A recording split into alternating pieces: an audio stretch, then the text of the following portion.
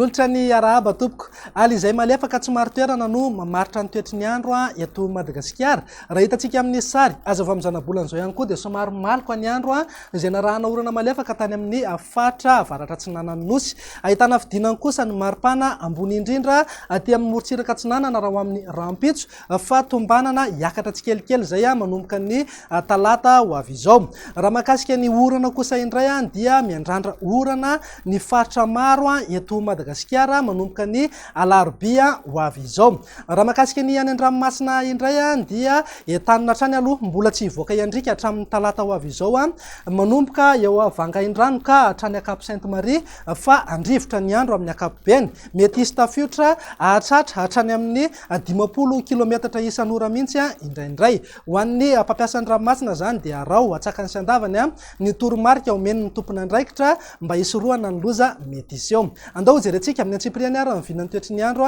ho amin'ny Rampitso maraina. Andrahoana izay mety arahana orana malefaka indraindray ny aty amin'ny morotsiraka ny faritra Nalanjorofo sy ny faritra Atsinanana. Raha toka isy sisan'orana tandrifondrahona ny voamaraina be fa hisava miandalana ihany moa zay rehefa misandratrandro ny aty amin'ny faritry Menabe sy ny morotsiraka ny faritry Melaky. Ny faritra sisa rehetra moa dia tombanana ho maina tanteraka mihitsy amin'ny ankapobeny. Fa raha ho an'ny tolakandro indray dia azo orana malefaka ny aty amin'ny manodidina ny Antalaha torak'izay ihany koa ny morotsiraka ny faritra Atsinanana ary ny any amin'ny manodidina ny Samborano raha toka andrahoana ny aty amin'ny faritra tapany avaratra Sava sy ny faritra Nalanjorofo torak'izay ihany koa ny morotsiraka ny faritry Melaky sy Menabe. Azo orana tandrifondrahona mety arankotrika indraindray ny any amin'ny tany ny faritra Atsimo andrefana. Ny any amin'ny sisa rehetra moa dia saika ho maina ny andro amin'ny ankapobeny. Raha mahakasika ny vinan'ny maripana raha ho amin'ny Rampitso zao dia manodidina eo amin'ny 5 ka hatramin'ny 7 degré eo atsika eto amin'ny afovoantany.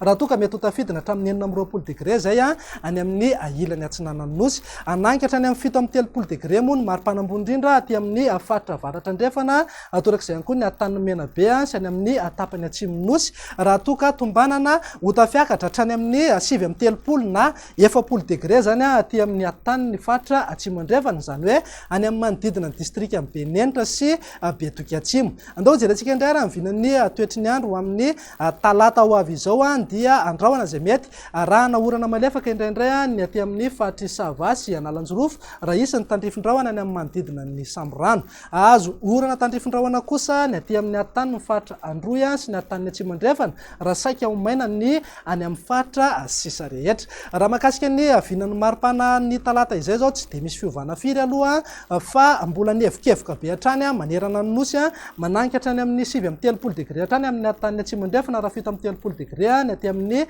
tany ny faritry Menabe sy Androy. Andao faranantsika amin'ny vinan'ny toetry ny andro amin'ny alarobia ary izay dia miandrandra orana ho ateo ny faritra maro eto Madagasikara miainga avy aty amin'ny tapany atsimo ny afovoantany. Ho an'ny Analamanga manokana dia andrahoana ny takariva fa kely ihany ny herijika mety isina orana tandrifondrahona. Raha mahakasika ny vinan'ny maripana ho amin'ny alarobia zao dia mety ananika hatrany amin'ny 3 degré ho an'ny afovoantany. Raha tombanana 9 na 7 degré aty amin'ny faritra avaratra andrefana ny tany Menabe ary any amin'ny tapany atsimony Madagasikara. Dia izay indray raha ny vinan'ny toetry ny andro ato anatin'ny 3 andro avy manome fotoananao ho amin'ny manaraka indray. Veloma tompoko.